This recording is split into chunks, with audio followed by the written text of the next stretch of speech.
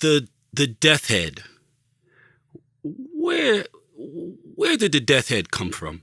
Well, I don't know if you know what the death head signifies. It signifies a swift death. I wanted to ask you that too. Yeah. Where did it come from, and what is its meaning? The meaning is a swift death, so you don't suffer. And perhaps, the bomber wing, the Hell's Angel bomber wing, those guys were in peril every time they went out one of those missions in those flying coffins, as some of them were called. Yes. Yeah. They put their life on the line. And I think that they adapted that death head. It certainly looked a lot different. It looks a lot different. Today's death head looks a lot different than it did in 1948. And then if you go back further and you go in the military, you can find some early death heads, with the paratroopers and the bomber pilots and whatnot.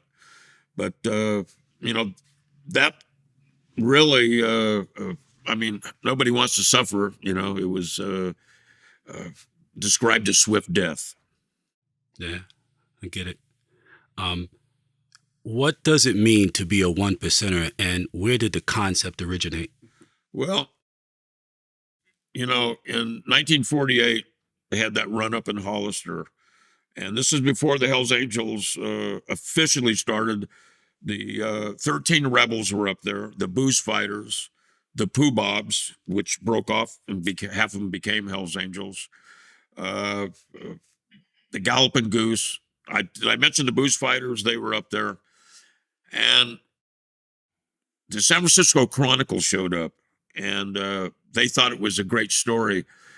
They took a bunch of pictures and put it in the San Francisco Chronicle. The AP wire picked it up, and they said, these outlaw motorcycle guys have come back from World War II, and now they're pillaging and, running through towns. And it was a great story. It went in a lot of the papers on the AP people picked it up, and it went in the papers. And the American Motorcycle Association that sponsored that Hollister Run put it out to the media that only 1% of the motorcyclists ruined it for everyone. And we were that 1%. So, people wrap their arms around it. Now, there's a controversy. Did it happen immediately after that run, or did it happen several years later? Nobody knows for sure. But I know in the late 50s, they started a 1%er alliance, if you will. And the different clubs started wearing 1%er badges on their patches. Some of them were diamonds, some were rectangles, some were square. And, they would have meetings and interact with each other. What you have to understand, I'm a Southern California boy. I tell people, well, the outlaw motorcycle movement started in Southern California. Whether it did or not, maybe it's questionable. But for me, it started in Southern California, and it spread like wildfire. And, now it's like American jazz. It's spread all over the world. Well, the outlaw lifestyle is spread all over the world now. It's a phenomenon. And, you can go to Denmark. I just spent 3 years in Spain, and, there's outlaw bike clubs all over the place. There's Hells Angels there. There's Banditos. The Unknowns are there. These are different bike clubs. Outlaws are there that I ran into there and interacted with. Wow. How did you get the early nickname of Dirty George? Well, that's a story in itself. I was partners with a guy in a motorcycle shop, and he tried to steal some money from me, and I kind of flipped it on him, and I not only got my money, but I got most of the parts that were in his motorcycle shop. I took them. It's kind of a tax. And so he went to the 1%ers and said, do you know that Dirty George, what he did to me? And the question marks and the Saint slaves loved that tag, so they all started calling me Dirty George. I kind of dropped that handle when I became a Hells Angel. Old Man John started calling me Gus. That's my middle name. And so the Dirty George handle kind of drifted away, and then I became Gus to my close friends. But that Dirty George handle really he started it. This guy Bill started it by accident, and the question marks and the Saint and Slaves loved it, so they all started calling me Dirty George. It's kind of a cool last name, though. Yeah, I kind of. All right. Who was Smacky Jack? Smacky Jack was a leader in the Saint and Slaves, and anybody that's read Hunter Thompson's book Hell's Angels know this guy's immortalized in it. And Smacky Jack used to run around San Fernando Valley with a pair of dentist pliers hanging from his belt and a little bag that I never looked in the bag myself, but I was told it was full of teeth of people he had pulled their teeth during confrontations or whatnot. And the legend is he would trade the teeth for shots of whiskey. And it's stated one time he pulled one of his own teeth out just to show there was no hard feelings and traded the bartender for a shot of whiskey. So last time I saw Smacky Jack was in the early 70s, mid 70s. And he had the pliers on him and he had the bag on him. But I was kind of just a youngster at the time, and I wasn't about to question Smacky Jack, what was in his bag hanging from his belt. That was probably wise. I think so. What type of Harley did you prefer back when you were riding with the club?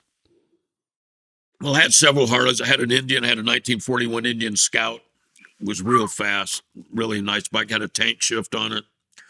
And then I had a Panhead. My first bike was a 1957 Panhead. I bought the whole damn bike for $200, man. You know, you can't even get a bike service now for $200. But I bought the whole bike. Wound up making some trades, which a lot of us did back then. And I wound up with a 1942 80-inch flathead. And that became my signature bike for over 10 years. I started riding it in the 60s, and I kind of retired it in 1978. I had won another motorcycle from one of the Saint and Slaves in a dice game. We were playing dice, and we got in deep, and he put this motorcycle up on the bet, and I won the roll, and I walked away with this motorcycle, and I wound up turning that bike into my personal bike for 10 years almost. It was a Shovelhead, 1978 Shovelhead, really nice bike. I had a lot of high-tech stuff on it. I'd kind of made a transition from the old school rigid frame that I had a swing arm frame with special shocks on the back and a Delorto carburetor that came around so it could suck all that air in, you know, meeting the air head on. I had a Sportster valve train in it, had a very light valve train. And that bike was so responsive. I had these special straight pipes made with no baffles in them. So they would just sounded like a shotgun, man. And I would crack those pipes, and the valve train was so light and so responsive that it would almost sound like the bike was laughing. It was like cackling, you know. And that bike was pretty famous for several years. And, you know, kind of moved on to another bike from there. But so obviously, you know, I had a flathead, I had a Shovelhead, and then I had an Evolution bike. I bought a new one in 1984. Never had a new bike before. I bought a brand new bike and turned that into, put a hot rod top end on it, special paint job. And I rode that bike till the mid 2000s. Had a lot of miles on it. You still riding? I don't have that bike anymore, but I don't ride like I used to, but I get out there in the wind once in a while. Yeah. I grew up loving it myself. Been riding since I was about 9. So you know all about that wind therapy. Of course I do. Yes, I do. Yes, I do indeed, man.